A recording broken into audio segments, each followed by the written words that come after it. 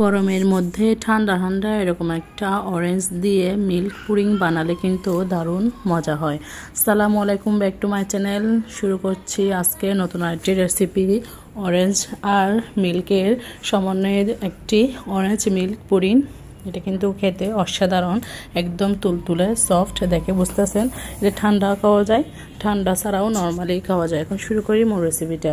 একটা প্যানের মধ্যে দিয়ে দিলাম 2 চামচের মতো অরেঞ্জ ফ্লেভারের ট্যাং, দিয়ে দিলাম 2 চামচের মতো 1 চামচের মতো চিনি, তারপর দিয়ে দিলাম বিবু ক্লার্ক আগার আগার পাউডার দিয়ে দিলাম 1 চামচ। এখন অল্প পরিমাণে পানি দিয়ে এগুলো আগে একটু মিক্স করে নিব। এখনও অবধি কিন্তু আমি চুলাটা অন করি না, এটা আগে ভালো করে মিক্স করে নিব চিনিটা সহ, পরে গিয়ে তারপর চুলাটা অন করব। এই তো আমার মিক্স করা শেষ, এবার চুলাটা অন করে দিব। চুলাটা অন করে দিয়ে একটু নেড়ে চেড়ে জাল করে নিব 5 মিনিটের মতো। এই তো যখন বলক চলে এসেছে জাল করতে করতে, তখন একটু ভালো করে নেড়ে চেড়ে দিয়ে একটু শুকিয়ে নিব, বেশিক্ষণ না, 2 মিনিটের মতো একটু জাল করে নিব। জাল করার সময় একটুভাবে নেড়ে চেড়ে দিচ্ছিলাম, চারপাশে যেগুলো লেগে যাচ্ছিলো ওগুলো একটু ঠিকঠাক করে। এই তো এভাবে নাড়তে নাড়তে আমার এই লিকুইডটা মোটামুটি রেডি। এখন একটা মোল্ডে নিয়ে এটা সেট করে নিব। এই তো একটা মোল্ডে আমি কেকের মোল্ড নিয়েছি, 1/2 পাউন্ডের মোল্ডে নিয়ে এখন এটা সেটিং করে নিচ্ছি। এই তো একটু ঢেলে দিলাম, ঢেলে দিয়ে এখন এটা আমি ফ্রিজে রাখবো। গরমটা একটু কমার পরে ফ্রিজে রাখলে একটু তাড়াতাড়ি জমে যায়, ফ্রিজে না রাখলেও কিন্তু জমে যায়।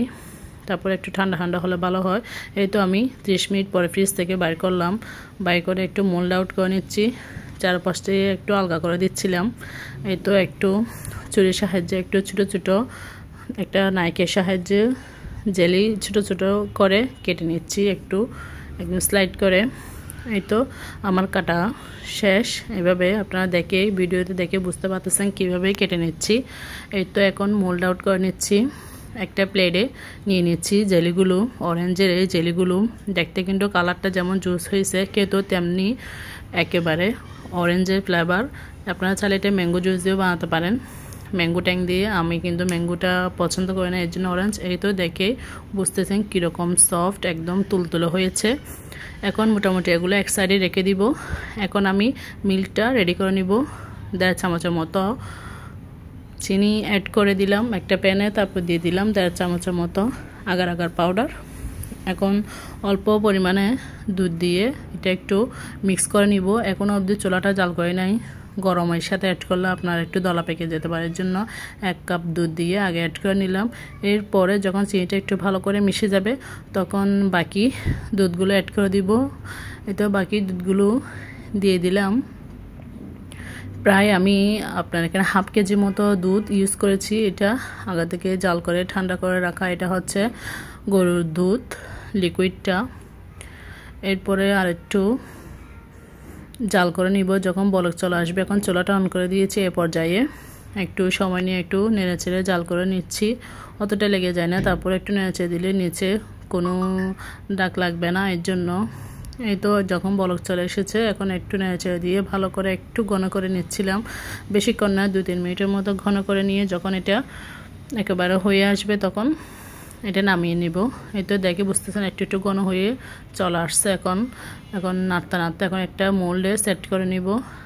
এই তো এখন এই মোল্ডে আগের অরেঞ্জের জেলিগুলো দিয়ে দিলাম অল্প পরিমাণে, দিয়ে এখান থেকে দুধগুলো রেডি করা মিল্কটা দিয়ে দিচ্ছি।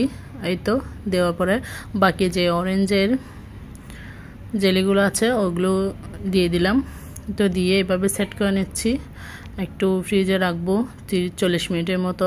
এরপরে এটা যখন সেট হয়ে যাবে তখন বাইর করবে। এই তো মোটামুটি আমার এটা রেডি। এই তো এখন ফ্রিজ থেকে বাইর করে নিলাম 40 মিনিট পরে। এই তো দেখে মোটামুটি আমার হাত দিয়ে একটু ট্যাপ করলে এটা চারপাশ দিয়ে আলগা হয়ে যাচ্ছে। আপনারা দেখে বুঝতেছেন একদম একেবারে জমে গেছে, সুন্দর একটা কালার চলে এসেছে, দেখেন একেবারে সেট হয়ে গেছে। এই তো এখন মোল্ড আউট করে নিচ্ছি। চারপাশে একটু মনে হয় লেগে আছে, এর জন্য একটু সময় লাগতেছে, কিন্তু চিন্তা লাগতেছে, টেনশন হচ্ছে কীরকমটা হবে। এই তো মোটামুটি ওয়াও, অনেক সুন্দর হয়েছে কালারটা, মিল্ক আর অরেঞ্জের মিলে ডুয়েট এই পুডিংটা কিন্তু খেতে অসাধারণ ছিল। আপনারা যতক্ষণ নিজেরা বানিয়ে খাবেন না ততক্ষণ বিশ্বাস করবেন আসলে কতটা যে টেস্টি ছিল এটা। এই তো একটু কেটে দেখাচ্ছি কতটা যে লোভনীয় হয়েছে। আসলে এতটা তুলতুলে যে আমি ছুরি দিয়ে তুলতে পারতেছিলাম না, এর জন্য হাতের সাহায্যে তুলে নিলাম। কালারটাও কিন্তু অসাধারণ হয়েছে, যে দেখতে যতটা সুন্দর খেতে কিন্তু তার চেয়ে